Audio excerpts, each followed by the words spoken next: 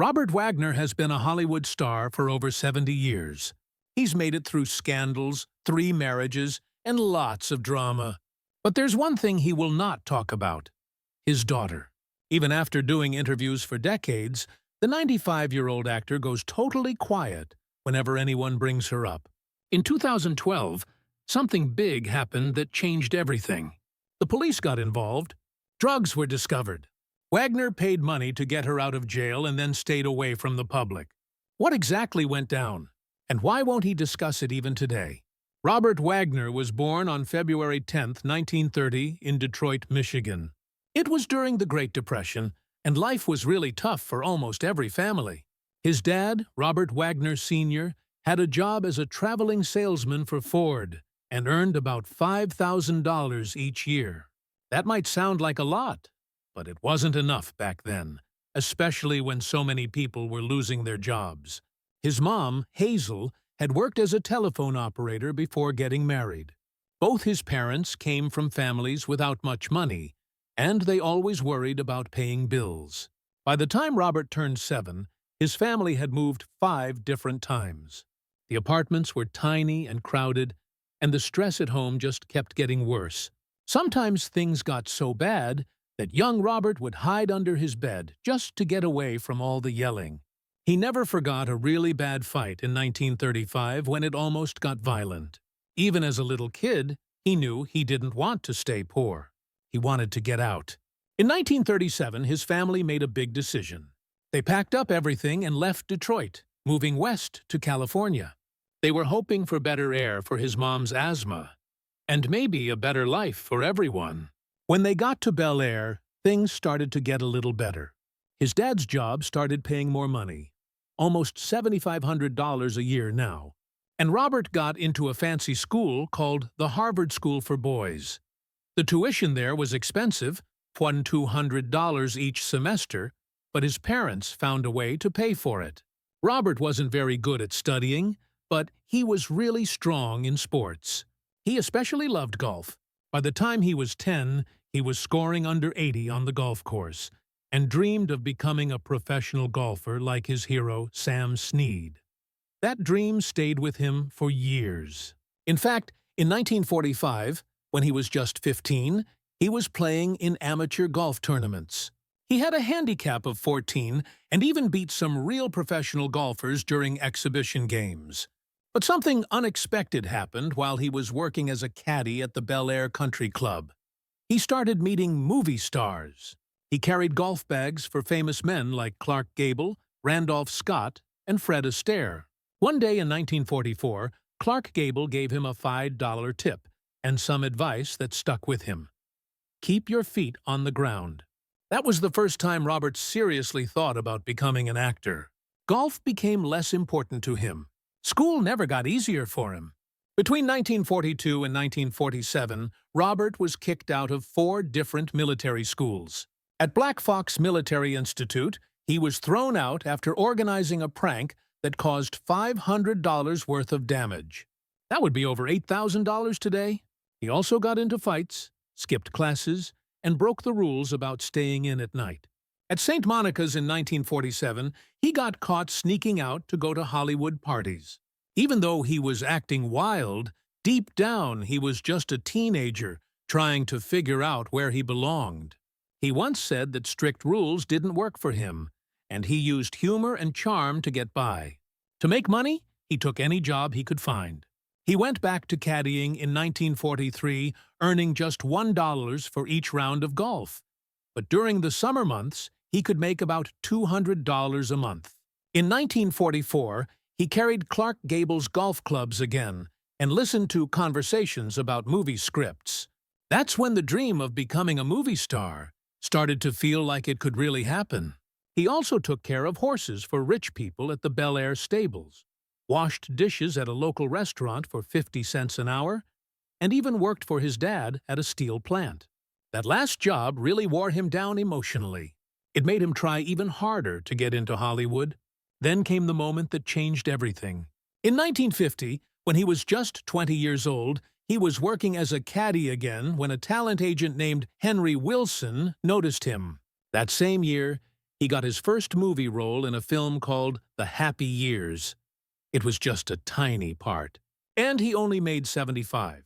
But he was on a real movie set with real actors saying real lines. And he loved every second of it. He had no acting training, just confidence and charm. That same year, Hollywood was making over 60 films, and somehow Robert Wagner had gotten his foot in the door. His next role was in The Frogmen in 1951. This time, he played a Navy officer, and it was his first official movie credit. The movie was based on real underwater demolition teams.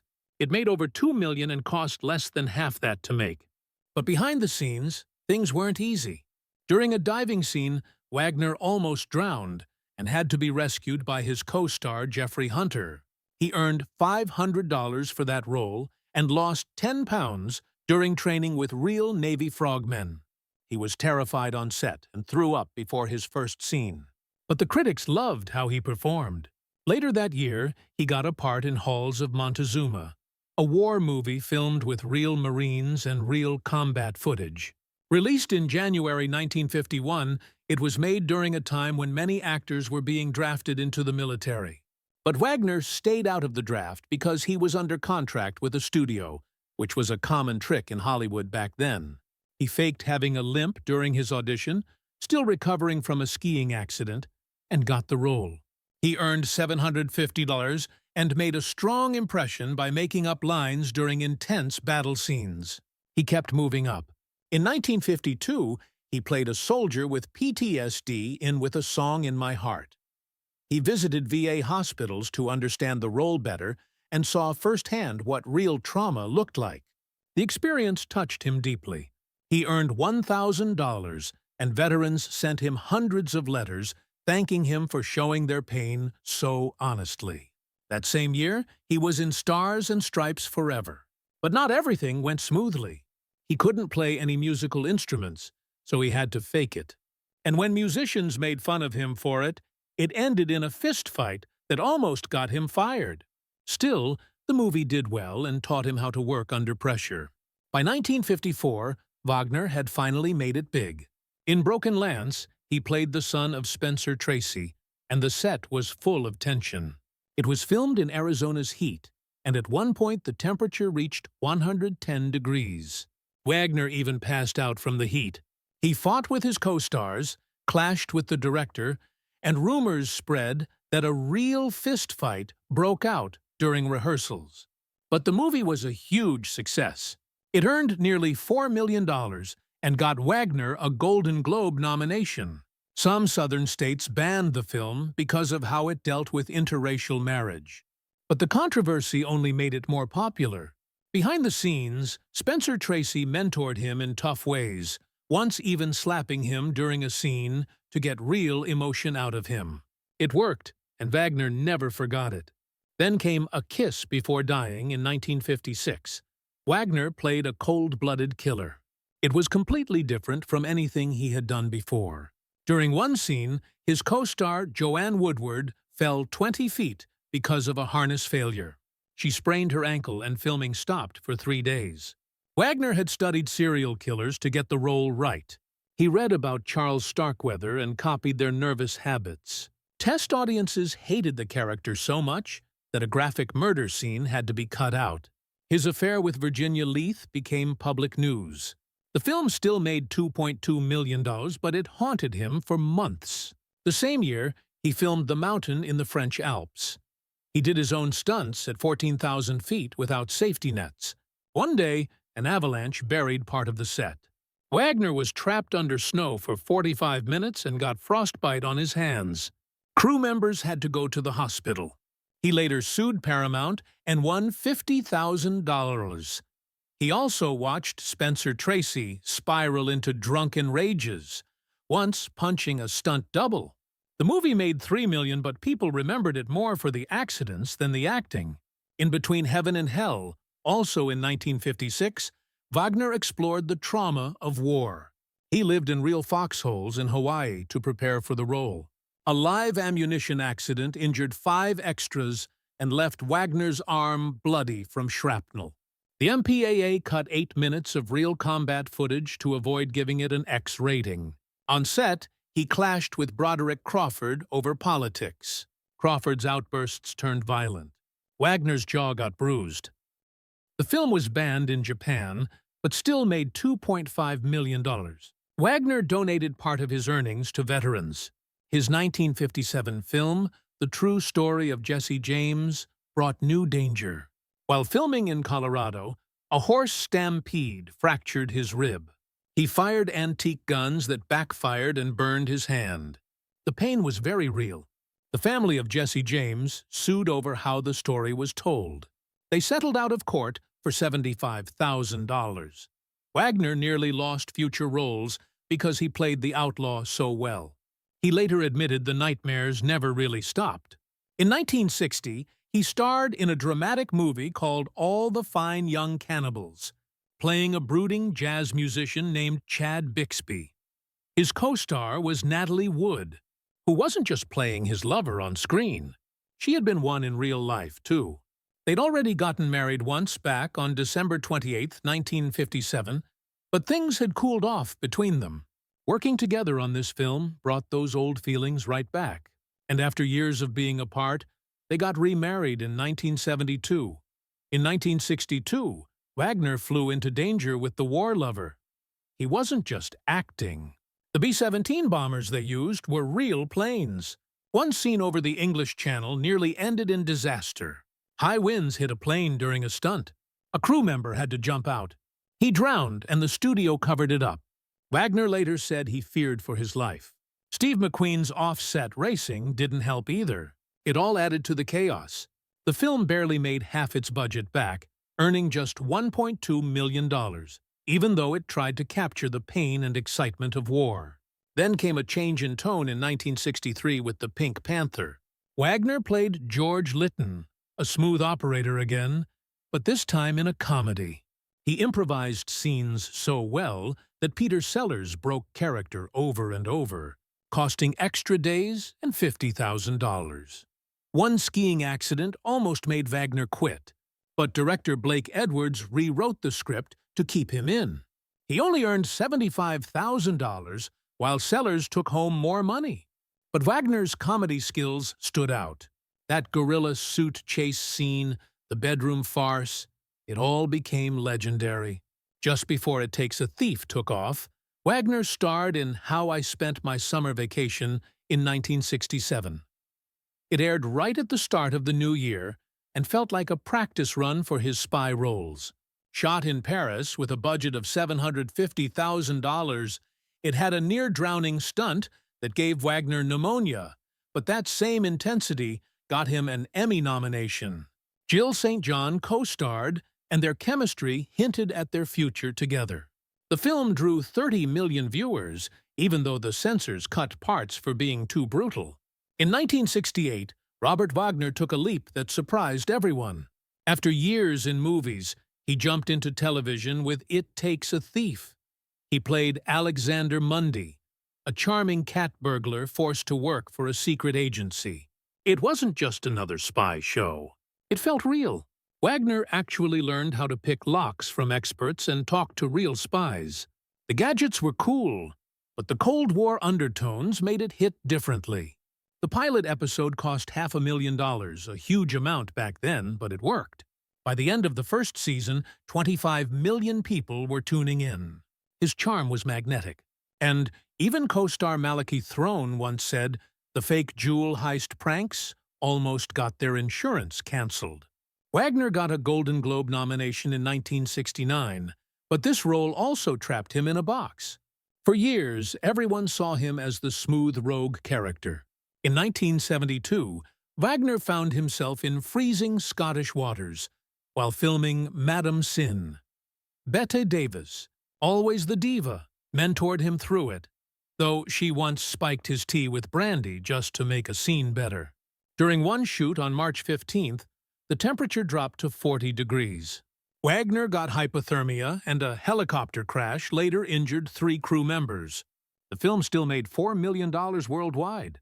Davis insisted on 17 costume changes, and Wagner never forgot the chaos she brought with her.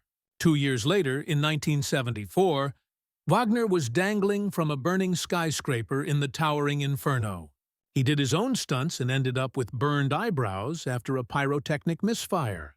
He was hospitalized on December 12th that year, but the film ended up earning over $116 million. The fires reached 2,000 degrees. Equipment melted. Extras panicked. Wagner admitted the fear was real. This wasn't acting, it was survival. In 1975, Wagner returned to television with Switch. He played Pete Ryan, a fast-talking con man turned detective. He and Eddie Albert were constantly playing pranks on each other. One joke went too far.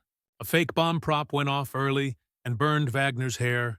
Ratings still soared, hitting 25 million at their peak. He brought gadgets and real undercover cop interviews into his performance.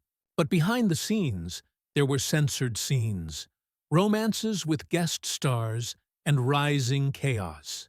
By 1978, viewership dropped and CBS canceled the show. Then came the role most people remember. In 1979, Heart to Heart launched Wagner into global stardom again. He played Jonathan Hart, a millionaire with a talent for solving crimes. The production didn't cut corners. They used a real $10 million jet and drove a Mercedes with license plates that read Two Hearts. Over 5 years and 110 episodes, the show reached 87 countries. But ABC wanted drama. They pushed for infidelity and fights. Wagner and Stephanie Powers pushed back. They wanted romance, not scandal. Behind the scenes, Powers did her own makeup, and Wagner joked that he spent hours with his face in her hair during long love scenes. In 1983, Wagner returned to the world of the Pink Panther for Curse of the Pink Panther. It was a tribute to Peter Sellers, who had died in 1980. Wagner improvised jokes to honor him, including one that mimicked Clouseau, but the film flopped, making just $4.5 million. It was David Niven's final appearance before his death, on July 29, 1983. The film's poor reception stopped the franchise for a decade. In 1985, Wagner starred in Lime Street, but tragedy hit hard. Samantha Smith, his young co-star and a peace activist, died in a plane crash on August 25th. The series aired just 5 episodes before being canceled, despite strong ratings. Wagner, shaken, later described an eerie feeling on set he couldn't explain. In 1988, Wagner embraced his darker side in Windmills of the Gods, diving into Cold War espionage. He played Mike Slade, a mysterious diplomat wrapped in real 1980s tension. He researched KGB methods, declassified files, and studied secret societies. His scenes felt ripped from the headlines. The miniseries aired in 2 parts on February 28th and March 2nd, drawing 20 million viewers. Then, in 1990, Wagner became a Disney villain. In The Rescuers Down Under, he voiced McLeach, a terrifying poacher. He recorded his lines alone to create the right kind of madness. He studied real poaching stories from the Australian outback. His voice chilled kids. The movie cost $27 million and earned $47 million, but it was overshadowed by Home Alone. Still, Wagner's performance was unforgettable. In 1997, Wagner's career was revived once more, this time through parody. In Austin Powers' International Man of Mystery, he played number 2. His line, "I like to live dangerously," went viral in early internet forums. At 67, he'd become cool again. Mike Myers cast him personally, and that eye patch was a nod to Wagner's war movie days. By 1999, Wagner played a sleazy boxing promoter in Play It to the Bone opposite Woody Harrelson and Antonio Banderas. He shot all his scenes in just 3 days in Las Vegas. The film bombed hard, earning only $8.4 million against a $24 million budget. But Wagner, as always, made his mark. In 2002's Austin Powers in Goldmember, Wagner returned once more as number 2. He was now 72, but still sharp, improvising scenes and pushing the story forward. The film made nearly $300 million. His prop eye patch became iconic. And behind the scenes, he shared that the laser shark idea came from real endangered species lists from the 1990s. Then came NCIS. From 2010 to 2019, Wagner played Anthony Donoso Sr., a charming father figure with layers. The role was personal. He pulled from memories of his own upbringing in 1930s Detroit. He shared genuine warmth with Michael Weatherly, who played his on-screen son. Wagner was 80 when he first appeared, and by the time he wrapped up, he'd become a fan favorite once more.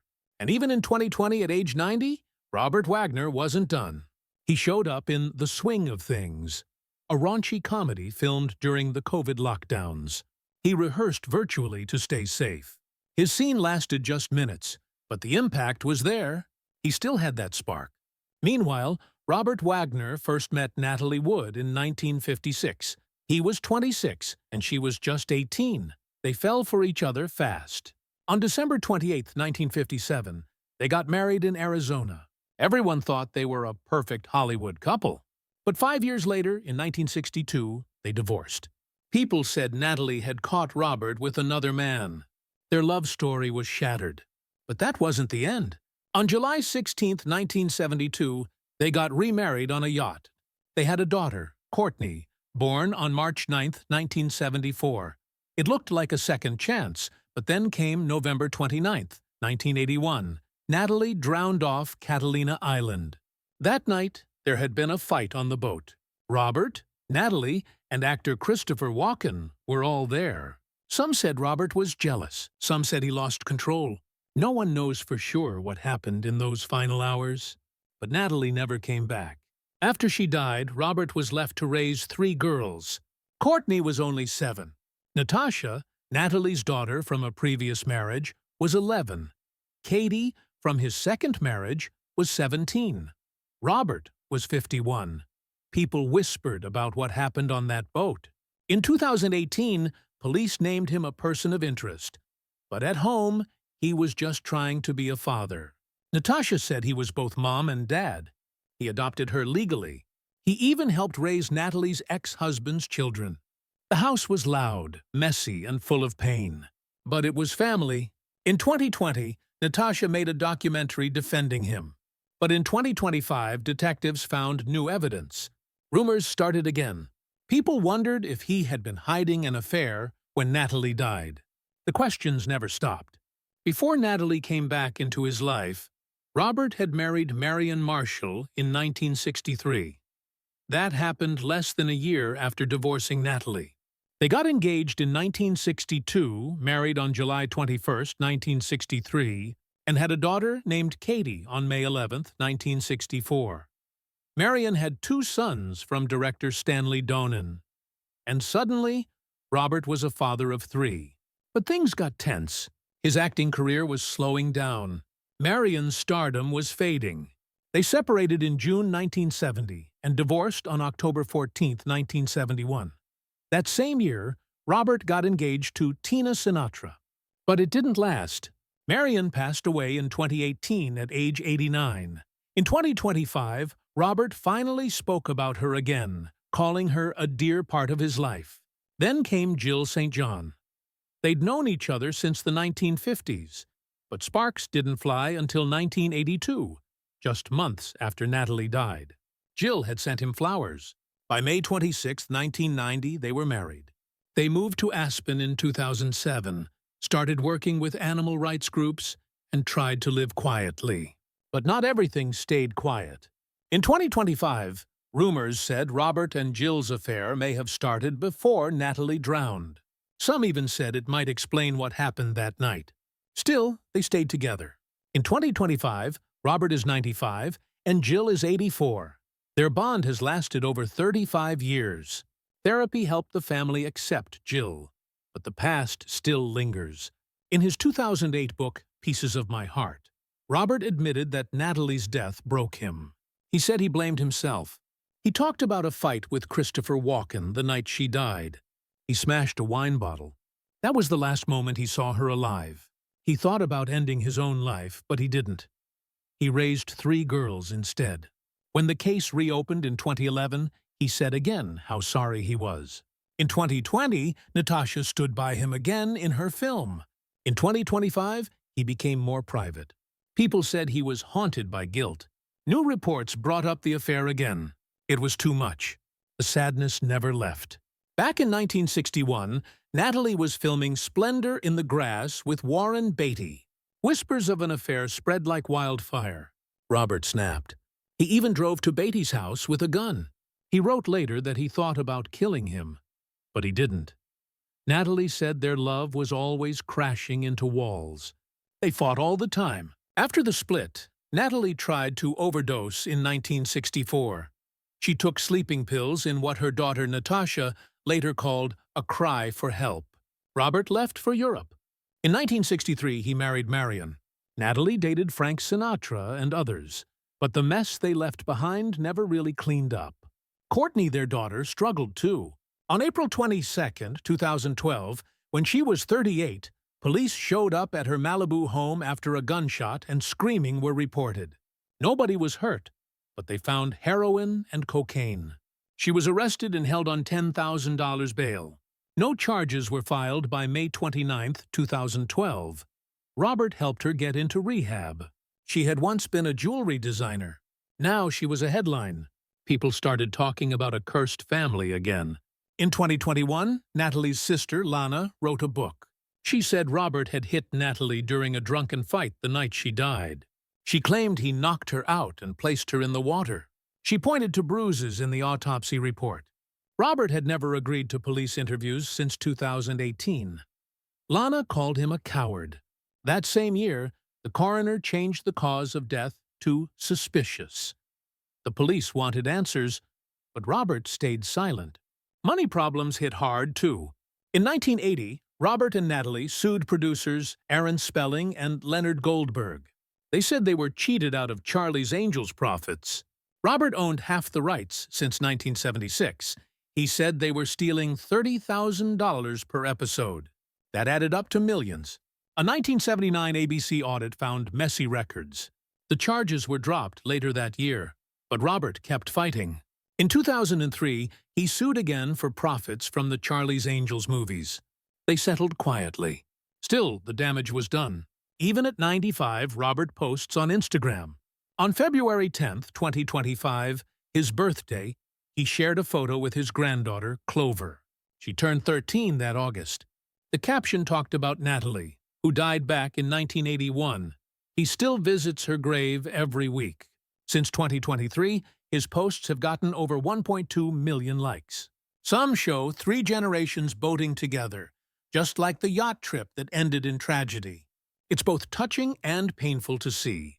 Right after Natalie died, Robert started the Natalie Wood Memorial Fund in 1982.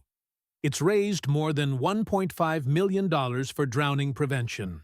The fund has trained over 250 lifeguards and saved around 500 lives according to a 2024 report.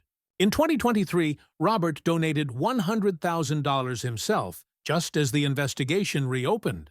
Every year on July 20th, Natalie's birthday, the fund hosts a gala. In 2025, they honored 12 kids who were saved from drowning. Some say the fund is just for PR. Donations jumped 40% after Robert was called a person of interest. But the help it's given is real. In interviews between 2023 and 2025, Robert talked about Natalie's death again. In November 2023, he said he cries every night. He still denies hurting her. In 2024, he said he refused police interviews 6 times. He wanted to focus on healing. Natasha's documentary from 2021 never mentioned the bruises. Robert said therapy helped him survive. He went to 300 sessions since 1982. After these interviews, donations to the Drowning Fund jumped 25%. Some people believed him, others still didn't.